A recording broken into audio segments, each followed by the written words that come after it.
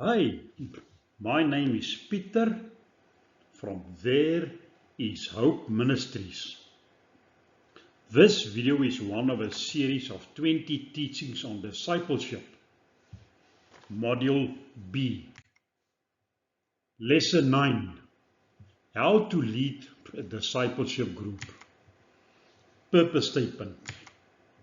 The purpose of this session is to give you an overview of a group dynamics as found in a discipleship group. Learning objectives. This session will help you to understand the role of various elements in a discipleship group and how to utilize them in a discipleship ministry. Lead the first meeting of your small group effectively. Identify and avoid common pitfalls in leading a discipleship group. Firstly, understanding and utilizing the elements of a discipleship group.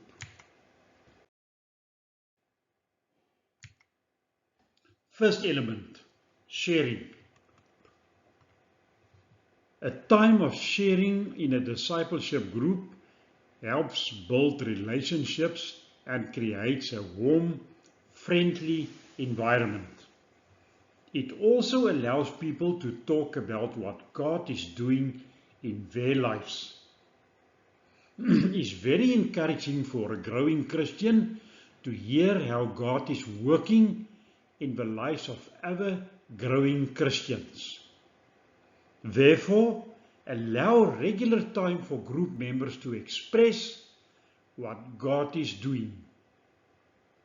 At first, the group may not share openly, but as you develop a loving atmosphere and set the example for sharing yourself, they will respond more and more. The next element is prayer and praise. This helps us focus our hearts on the Lord and reminds us that we depend on Him.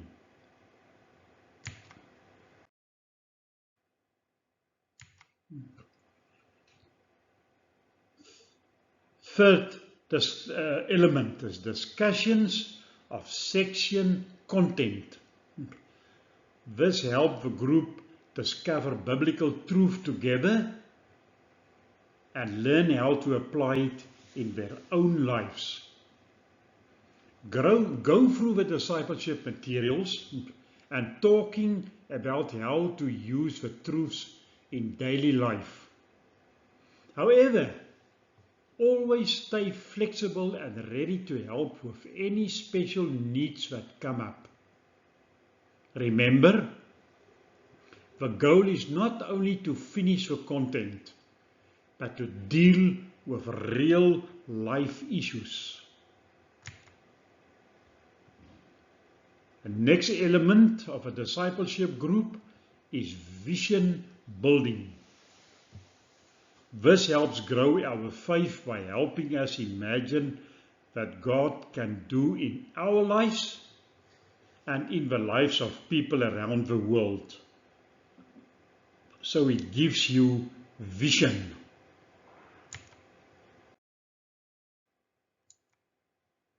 Training. This helps prepare us to serve in ministry, multiplying disciples, and reach people in our community.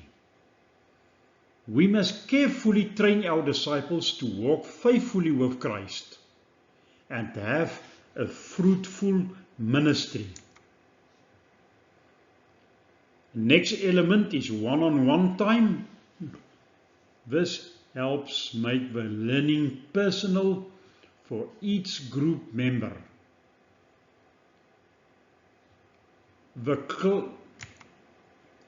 You must take each group member and help them share their faith in your target area. This means you must take time and go with your disciple into the target area and do evangelism. You can't just teach them these things. You need to take them by the hand and do the thing. Build relationships with love and openness. Help the group members use and apply the content of Module A as you remember the course on evangelism and spiritual growth to apply it in their lives. The class time is only the beginning of an online training. To really change lives, the training must become part of each group member's daily life until it is actually used.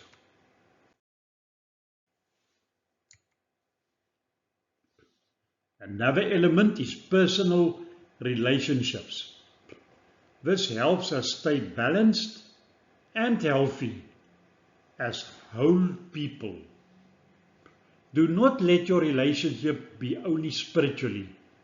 No, do other things together, like sports, events, shopping, meals, etc. Show what it means to live a spirit-filled life in every part of life.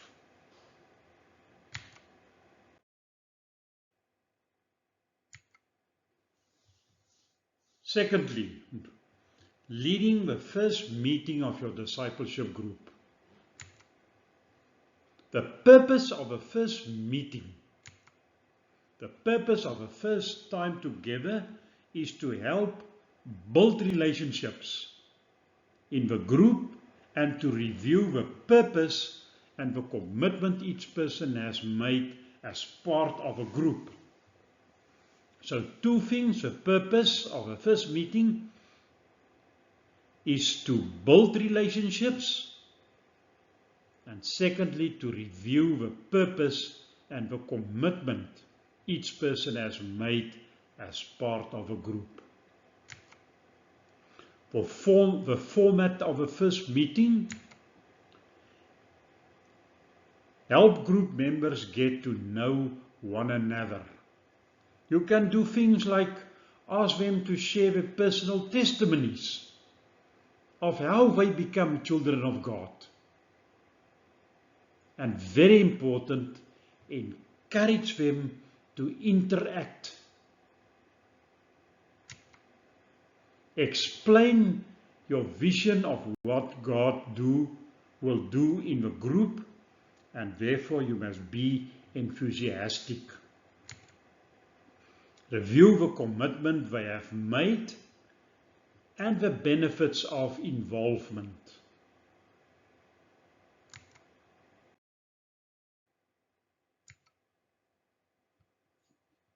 The third point is pitfalls to leading an effective small group.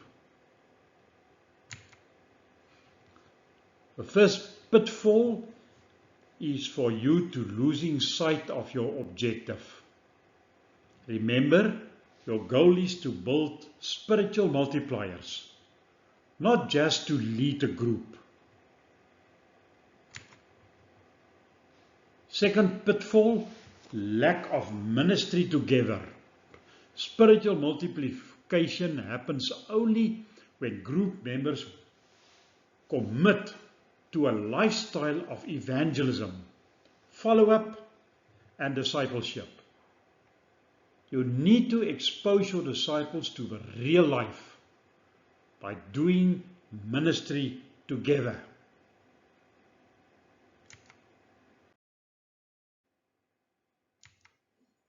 Another pitfall is lack of prayer for your people. You must depend on the Holy Spirit to work in your life and in theirs. Not praying shows a lack of dependence on God. Another pitfall is weak selection of group members. Make sure your group includes people who are faithful, available, teachable, and able to teach others.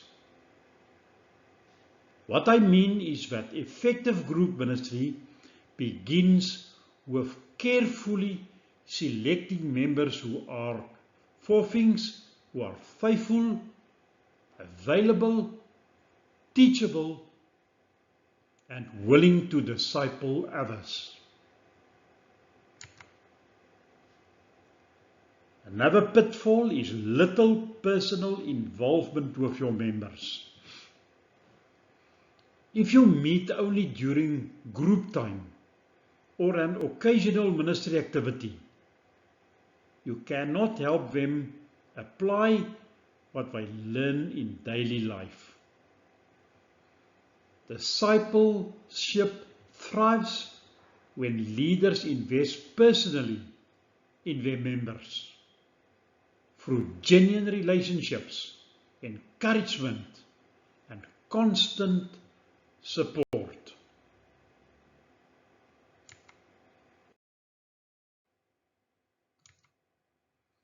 Another pitfall in the discipleship group is becoming content orientated. Don't just go through the materials.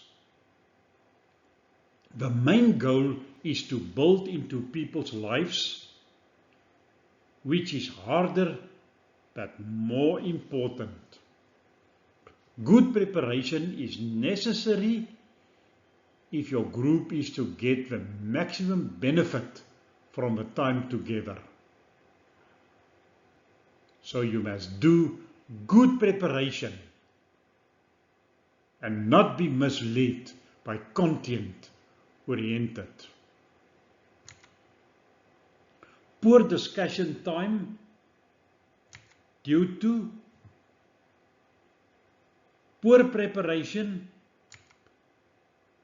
dominating leadership.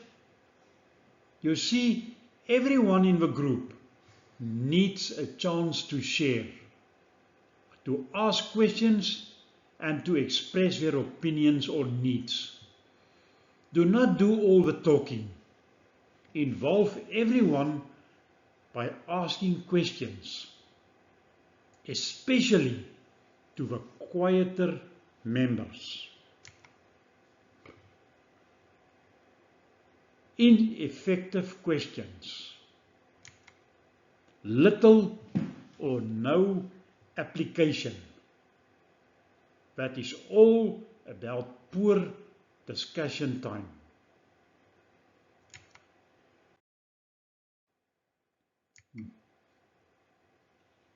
Always do the same thing in the same way. That is a big pitfall. No, not at all. Mix things up. Add variety. Add spontaneity.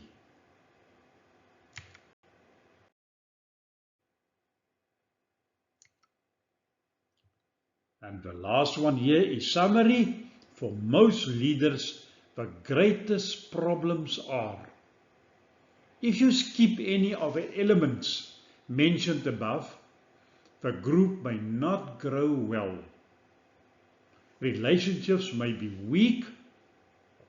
Members may not apply what they learn, and the group may not truly help people grow to become disciples of Jesus. Not getting involved in the lives of group members, that is another problem with group leaders. They are not getting involved in the lives of their group members. They are not leading their people out into ministry. By losing sight of their objectives.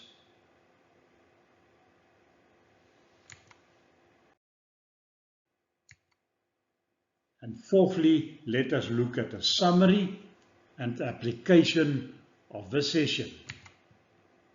Summary. The small group is the best way to build spiritual multipliers and reach people in your target area. The group leader must create an atmosphere of love and accountability. The small group should include 6 things: sharing, prayer, vision building, Bible study, training, one-on-one personal time. I say again, the small group should include sharing, prayer, vision building, Bible study, training, and one-on-one personal time.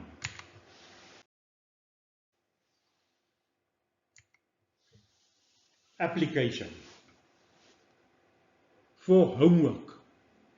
For homework, I want you to think about a group you may have had in the past and identify the mistakes or problems you see your group had.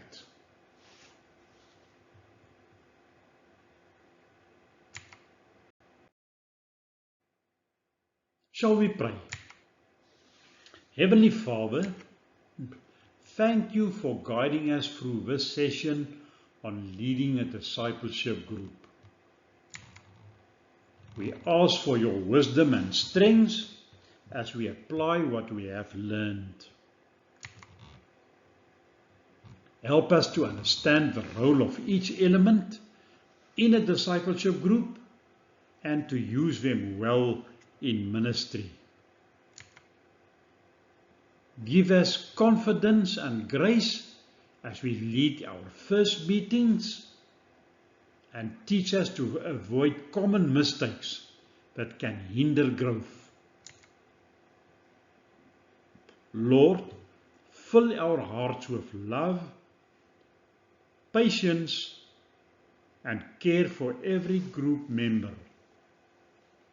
May our groups be places where people grow in faith, build strong relationships, and become committed disciples who reach others for you. We ask this in Jesus' name. Amen. For a summary, see the written material sent to you by email.